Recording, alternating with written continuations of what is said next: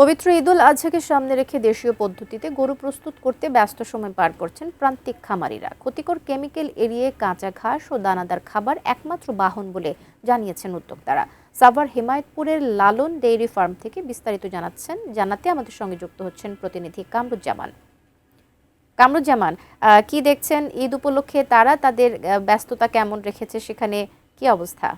হ্যাঁ, যেমনটি বলছিলেন কবিতা, আমি রয়েছি একদম লালন ডেইরি ফার্মে। কিন্তু এখানে আমরা পেছনে দেখতে পাচ্ছেন যে এই সাভারের আশেপাশের বিভিন্ন জায়গা থেকে এটা সবচাইতে বড় গরু একটা হলো সাদা বাবু এবং একটা কালা বাবু। আমার পিছনে কিন্তু কালা বাবু দেখছেন আপনারা। আমি ক্যামেরার মাধ্যমে একটু দেখাতে চাই যে এই ডেইরি ফার্মে কিন্তু এইবার কিন্তু প্রস্তুত করা হচ্ছে প্রায় 100টি গরু, এবং এর মধ্যে সর্বোচ্চ বড় গরু আপনারা দেখতে পাচ্ছেন কালা বাবু এবং সাদা বাবু। এখানে প্রায় অনেকগুলো বড় গরু রয়েছে। তার মধ্যে কিন্তু এই ফার্মে আমরা দেখেছি যে সবচেয়ে বেশি যে দানাদার খাবার, এছাড়াও কাঁচা ঘাস, ভুট্টা।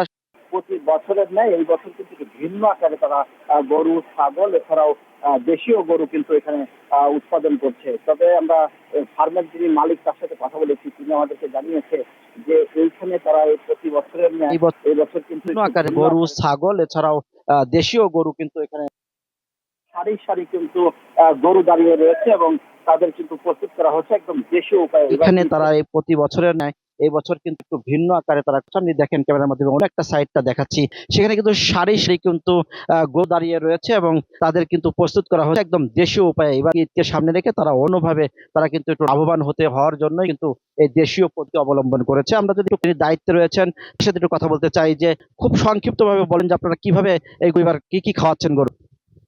বিসমিল্লাহির রহমানির রহিম। লালন ডেইরি ফার্মের পক্ষ থেকে আমি মোহাম্মদ কাকুনিয়া বলতেছি।